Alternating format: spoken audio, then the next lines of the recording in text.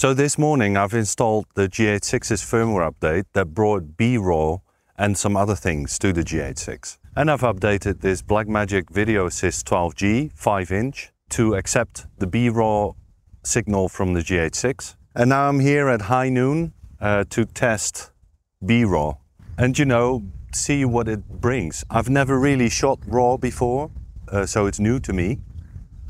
So it will be interesting to see what it does with dynamic range, although technically there is not any more dynamic range with RAW, but the perceivable dynamic range can be slightly higher because there's more color information. It's 12-bit footage, so it has tons of color information. And does it look different from the internal footage of the GH6 in ProRes? So I'm excited to see what the actual benefits are and how it works. So let's take a look.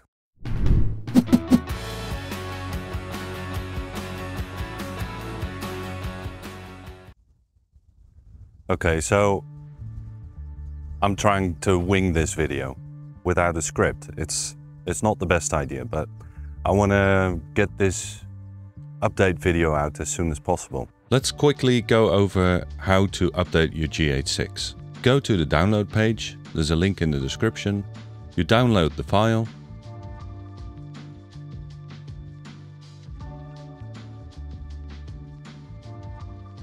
Unzip the file, so you end up with a .bin file. Put the .bin file on the root folder of your SD card. Then put the SD card in the camera. Turn the camera on.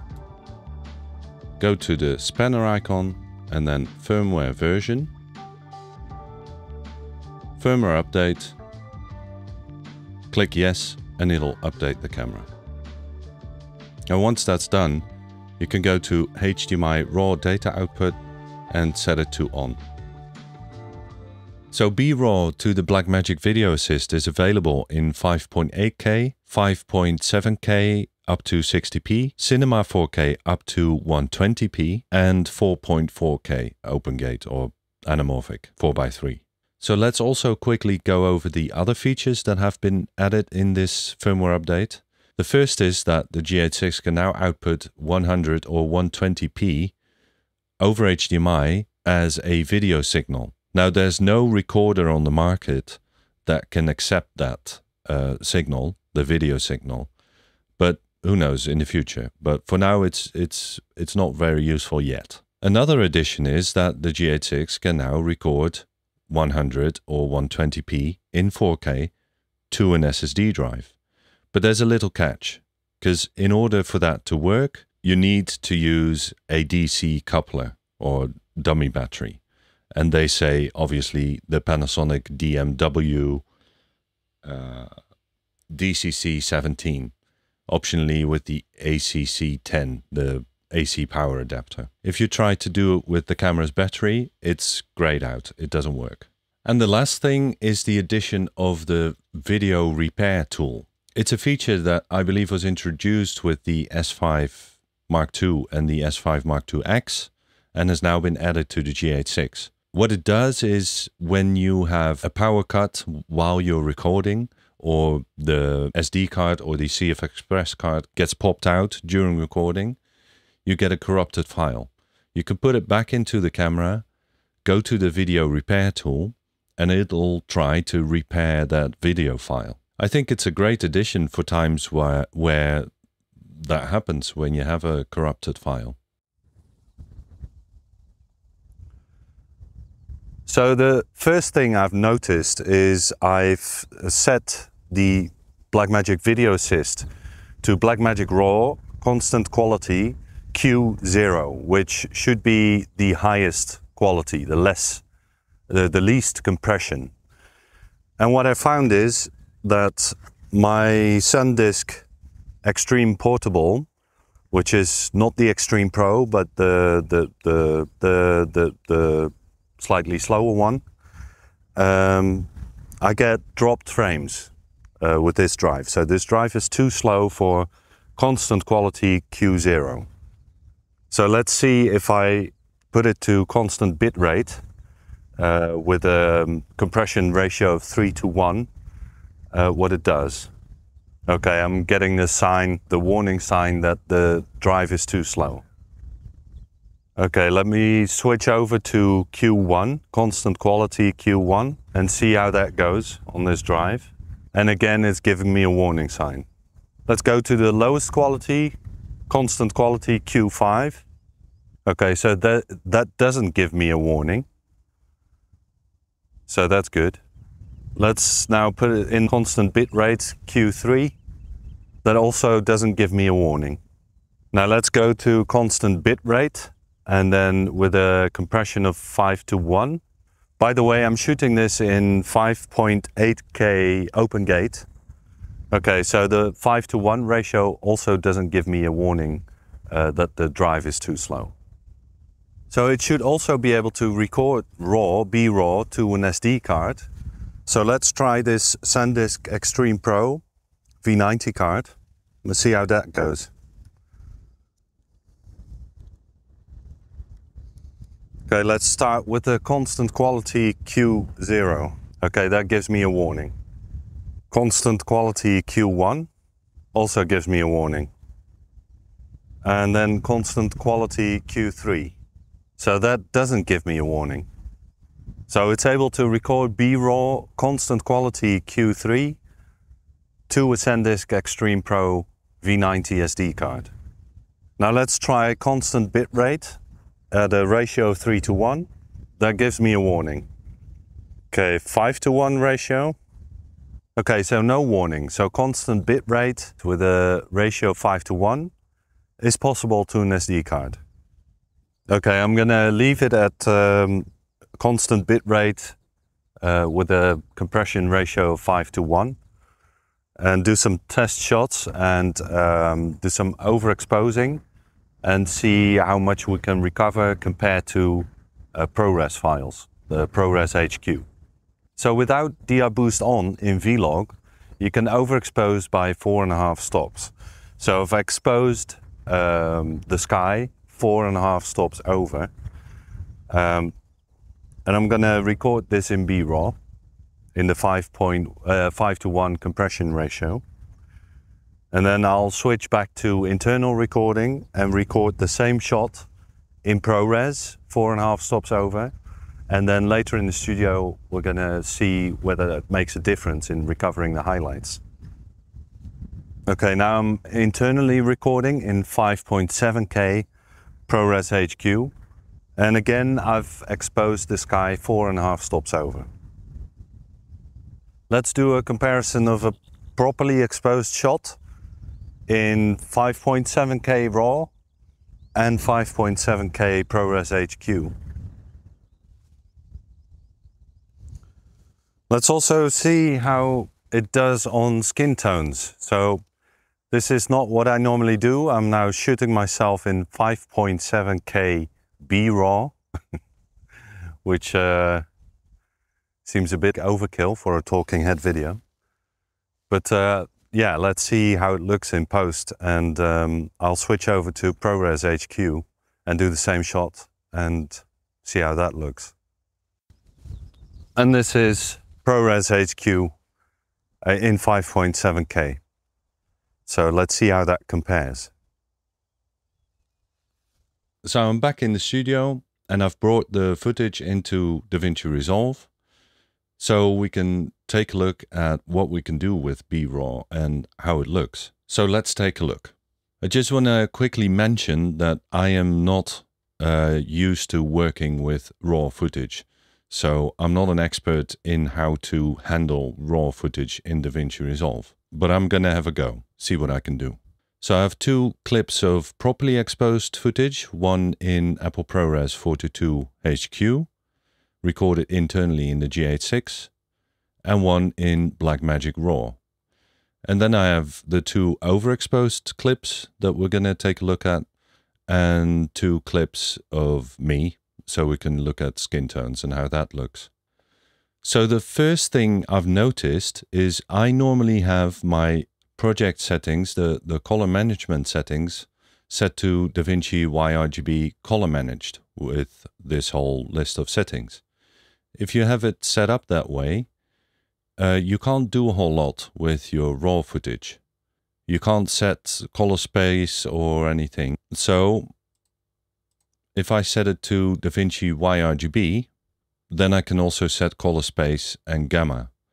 Not that it's really necessary, but if you want to change it to, say, Blackmagic Design and then Blackmagic Design Custom, you can do that, but only when it's in Davinci YRGB.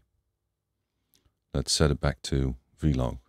Okay, so you can leave the decode quality to use project setting, but you have to set decode using to clip. Otherwise, you won't have anything to play with. Not with camera metadata, not with project. You have to set it to clip. And then I leave this as is, and you can see here that you cannot change ISO value. So that's a bit of a bummer. What does work really well, and I'll show you with the overexposed clips, is the highlight recovery. In this case, it doesn't do all that much because it's properly exposed. I check the box apply LUT, and that brings it into a Rec 709 space. I'm just not sure what LUT it's applying. You don't get to choose. So not sure how that works. After that, you can control exposure, tint and color temperature. And that's how I dealt with the BRAW clip. If we go to the ProRes clip, because I'm not in a color managed workflow anymore, but in Davinci YRGB, I need to use a color space transform to convert the Apple ProRes Vlog footage into Rec 709. So I've prepared that CST and I'll turn on the node right now. And you can straight away see that there's a massive difference in colors. The Vlog footage seems more saturated as well. So let me adjust saturation in the BRAW footage, see what that does.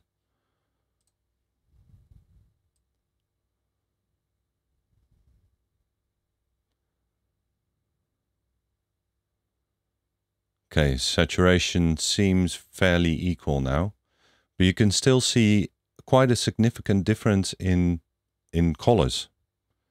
To my eyes, BRAW looks very nice, and later on I'll also show you the difference in highlight roll-off in BRAW. Okay, so let's go over to the overexposed footage, because that's really quite interesting. On the right, you see the ProRes footage that's overexposed by 4.5 stops.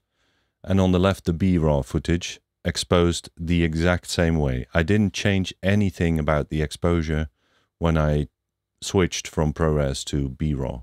So let's first go to the Apple ProRes clip and put the CST on.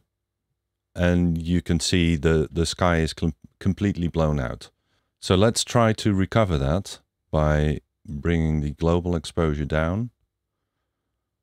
You can see there is some information here in the sky, the blue in the sky, but the rest is completely blown out.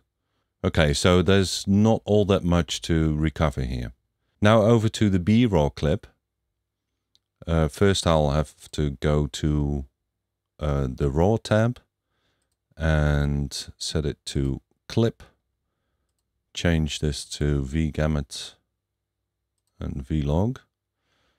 And then watch what happens when I turn on highlight recovery. See that? I'll apply the LUT and now bring the exposure down. And see how much information it recovers. You can also see it in a waveform here. Like if I set the exposure back to where it was, you can see that, well, it looks very much clipped. But now when I bring it down with the highlight recovery turn on, you can see how much information there is, how much more information than in the ProRes file. So, and if I now uncheck highlight recovery, it's gone again. So that does a whole lot. So this looks like more dynamic range, but that can't possibly be true because dynamic range is determined by the dynamic range of the sensor. So as far as I understand, this is possible because there's so much more color information. So it's sort of perceived dynamic range. If you look a bit closer, you can see that there's some artifacting. I mean, these colors, these purple colors, that was not there in real life. So this is pushed to the max. I've really overexposed it. But I'm very surprised with how much it can recover in BRAW. So it does make a real difference. Also, again, you can see that the colors are vastly different.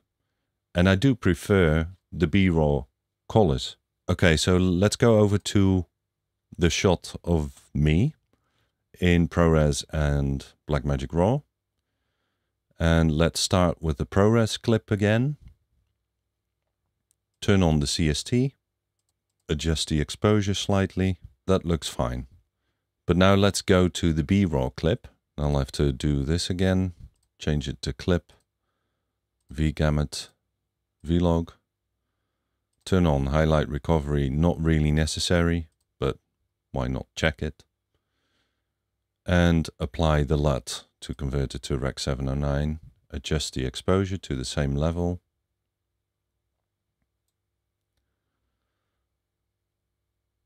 And look at the difference. Okay, BRAW is less saturated, so let me turn up the saturation. Okay, so what I'm noticing is that BRAW is less harsh. It looks like there is a smoother highlight roll-off. The ProRes footage looks harsher. The shadows are a bit harsher. There's less of a transition between highlights and shadows. So I have to say I really, really like the BRAW footage. And the skin tones to me look more natural in BRAW. Although I don't dislike the skin tone colors from the ProRes footage. But the BRAW looks, it looks more natural. What I do notice is that there is hardly any noise reduction being applied in the BRAW footage. Because if I zoom in, you can see noise here on my shirt, and there's far less of it in the ProRes footage. So that's what I found with the BRAW out of the GH6. This was, of course, in the 5:1 compression. So you could go a bit higher quality even, but file sizes are massive. So to me, having used the Blackmagic Ursa Mini Pro G2, the BRAW footage out of the GH6 leans towards how that looks, the footage out of the Ursa Mini. So it does actually make a difference in terms of color. And there is just much more color information because it's 12-bit. So what are my conclusions about BRAW? I think it looks great, has tons of flexibility. The highlight recovery tool is amazing, and I really like the highlight roll-off. The downsides are that file sizes are absolutely massive. You need a Blackmagic Video Assist 12G to be able to do that, to record the BRAW. And you can get good results with either recording internally in MOV or in ProRes on the GH6 as well. And if you set white balance properly before you shoot, then you also don't need to change that in post. So the flexibility is nice, but not really all that necessary, at least not for what I do. But it's certainly fun to play with and see the flexibility that it has. Now, I can't really compare it to ProRes RAW because I work in Davinci Resolve and that has no support for ProRes RAW. But BRAW works really well in Davinci Resolve. The playback is very smooth, actually. I'm working on an M1 Mac Mini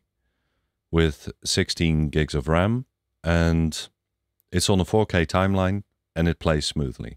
So that's really nice to see. Question is, do you need BRAW? Well, it depends. I think if you do high-end stuff, high-end narrative filmmaking or high-end like wildlife documentary kind of work if you want the most flexibility in post, and you have a Blackmagic Video Assist, and you have enough storage media, and you work in Davinci Resolve, then yes, BRAW is definitely worth it. My Blackmagic Video Assist is a loaner, so I'll have to send it back, and I am on the fence whether I would want one for BRAW. And also I'm gonna do a dedicated comparison video comparing the Blackmagic Video Assist to the Atomos Ninja, because it's a really nice device, but it also has some quirks, and I'm a bit on the fence whether I like it or not. But for recording BRAW, it's excellent, and the screen is insanely bright, which is very nice. In like the shoot I did at high noon, I had no issues seeing the screen whatsoever. So let me know what you think, and are you considering the Blackmagic Video Assist to shoot BRAW on the GH6? Let me know. Now I know this was a bit of a less of a structured video than you usually get from me, but I hope it was still helpful. If so, please give it a like and subscribe to the channel, and maybe hit that notification bell, and I hope to see you next time. Thanks for watching.